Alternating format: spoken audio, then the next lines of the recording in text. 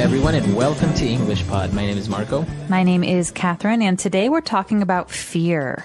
That's right. Today we're going to talk about phobias, different types of fears that you have. Many people are scared of different things, and that's what we're going to talk about today. Okay, so let's listen to today's dialogue and find out what the people in our dialogue are very, very afraid of.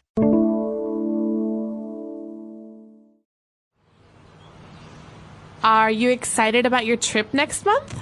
Yes and no. I can't wait to go to Europe, but at the same time, I'm terrified. Why? Well, I have aerophobia. I have a chronic fear of flying. Oh, really?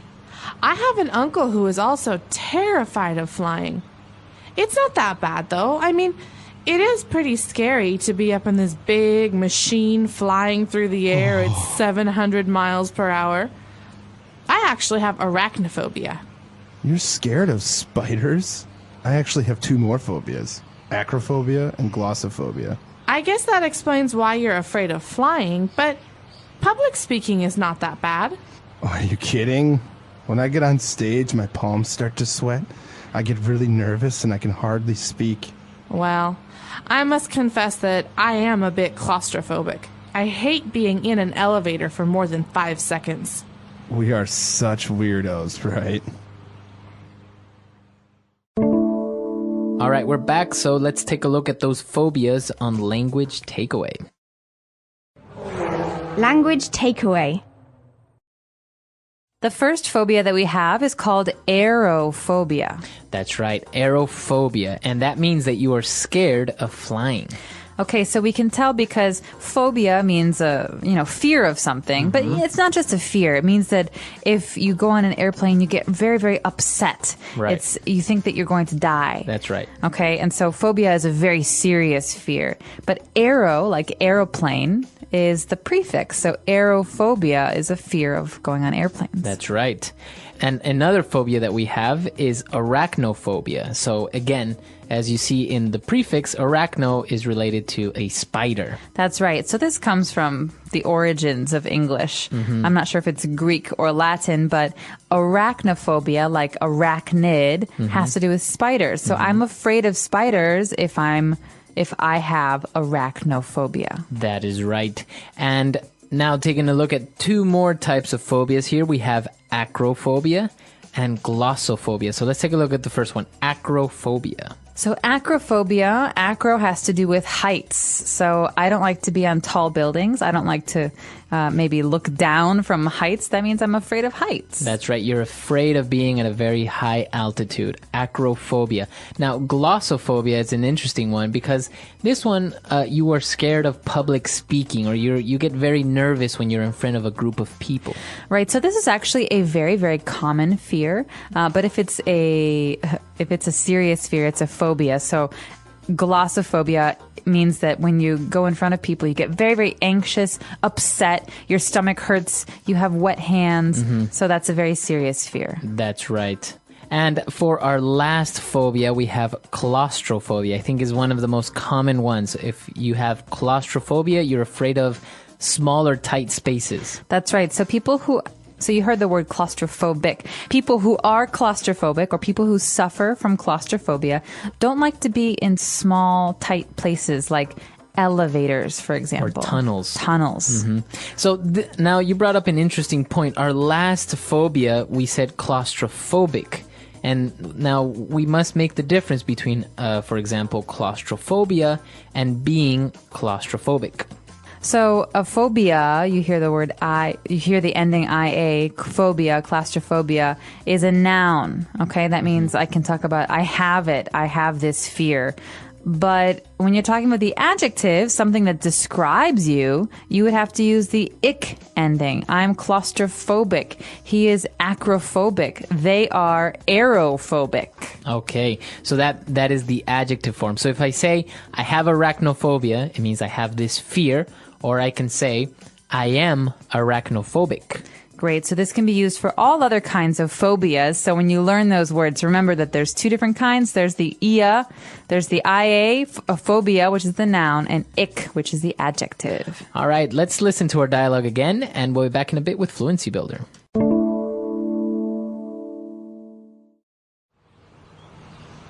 Are you excited about your trip next month? Yes and no. I can't wait to go to Europe, but at the same time, I'm terrified. Why? Well, I have aerophobia. I have a chronic fear of flying. Oh, really? I have an uncle who is also terrified of flying. It's not that bad, though. I mean, it is pretty scary to be up in this big machine flying through the air at 700 miles per hour. I actually have arachnophobia. You're scared of spiders? I actually have two more phobias, acrophobia and glossophobia. I guess that explains why you're afraid of flying, but public speaking is not that bad. Oh, are you kidding? When I get on stage, my palms start to sweat. I get really nervous and I can hardly speak. Well, I must confess that I am a bit claustrophobic. I hate being in an elevator for more than 5 seconds. We are such weirdos, right? All right, so we've picked out a couple of different phrases today. Let's take a look at those now on Fluency Builder. Fluency Builder. So in the beginning of today's dialogue, the character said, I cannot wait to go to Europe, but at the same time, I'm terrified. So at the same time. So in this case, we're saying that we are happy, but also we are scared. So two things at once, at the same time. Right. So this is a little bit different from when we talk about I can do two things at the same time. I can walk and chew gum. When we're talking about feelings or emotions, you say, I'm happy, but at the same time, I'm also scared. Right. That means that I have these two feelings, and actually, they're opposite feelings. Right, exactly. Usually they are opposite feelings. So, like you say, you're happy, but at the same time, you're nervous. It's like saying, on the other hand. Exactly. All right. Now, when we talked about all these fears, we're afraid of flying, we are afraid of spiders, we describe them as a chronic fear. Okay, so this adjective chronic is very important because it has to do with time. Okay, so I have a chronic fear of heights. That means this is a fear I've always had. Okay, and I will always have. Right. You can also say she has chronic back pain. Okay, that means it comes back again and again. It's not just one time. It's some person's whole life, maybe. Not every day, but it comes back. Right. Okay, so that's, if you say you have a chronic something, you're explaining that you've had it for a while or you will always have it. It's something usually very serious also. And going back to one of the phobias, we mentioned glossophobia. And the other person said, well, public speaking is not that bad. It's not something to be so afraid of. And the other person replied by saying, are you kidding? Are you kidding? So this is actually a way of showing some sarcasm when you're talking, because public speaking is not that bad. The person wants to say, no, it is that bad. Right. It is awful. So are you kidding is a way to say, no, I totally disagree. Right. So you're being a little bit sarcastic, but at the same time, you're also acting a bit surprised. Like, I can't believe you said that. Or Like if I said, I really like the Twilight movies, Marco. are you kidding? Those movies are terrible. All right. So Marco does not agree with my opinion. All right. Now, when we're talking about public speaking, we mentioned that you get on stage. So this is very important because this is the action, to get on stage and speak. Okay, so if you have a stage or maybe even you don't have a stage, but you're talking about performing in front of other people, like a speech or a play, you say you get on stage. And it's important to remember this as a phrase. So Right. Whenever I get on stage, I start to sweat. Now, you may want to add the there. You want to say to get on the stage, but it's not necessary. It's not incorrect, but the usual or let's say more correct form would just be use the phrase to get on stage. When I get on stage, I get very nervous. You don't have to say when I get on the stage. Or she's normally very shy, but when she gets on stage, she opens up and becomes very, very talkative. That's right.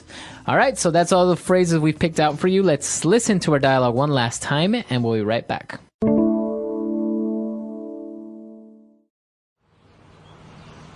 Are you excited about your trip next month? Yes and no. I can't wait to go to Europe, but at the same time, I'm terrified. Why? Well, I have aerophobia. I have a chronic fear of flying. Oh, really? I have an uncle who is also terrified of flying. It's not that bad, though. I mean, it is pretty scary to be up in this big machine flying through the air at 700 miles per hour. I actually have arachnophobia. You're scared of spiders? I actually have two more phobias. Acrophobia and glossophobia. I guess that explains why you're afraid of flying, but public speaking is not that bad. Oh, are you kidding? When I get on stage, my palms start to sweat. I get really nervous and I can hardly speak. Well, I must confess that I am a bit claustrophobic. I hate being in an elevator for more than 5 seconds. We are such weirdos, right? All right, so talking about all these phobias. Now, one of these phobias was actually made into a movie, I think in 1990. Arachnophobia, this very chronic fear of spiders. That's right. And so I remember when I was younger and this movie came out, everybody started talking about how they were arachnophobic. They had this horrible fear of spiders. Did you ever see that movie? Yeah, of course. It was terrifying. Yes, it was supposedly some South American spider that made its way into the United States in a box, in a crate or something. Now, many people handle phobias differently. Now, do you have any phobia? Or are you claustrophobic? Are you arachnophobic? I don't have any phobias, and I'm not really afraid of anything, so I'm pretty lucky that way. But I know a number of people who are afraid of heights, acrophobic, and so it's pretty common. And actually, if you look it up, you will find in the dictionary maybe hundreds of phobias. People who are afraid of open spaces, people who are afraid of closed spaces, or people who are afraid of marriage. They even have a phobia determined for this type of person. So it's very interesting. Now, this is going to be a challenge. Why don't you look up a couple of different phobias and share it with us? Maybe some of the craziest ones or the funniest ones or maybe the strangest ones you can find. That's right. So look them up, share them with us. Our website is EnglishPod.com. All right, we'll see you guys there. Bye. Bye.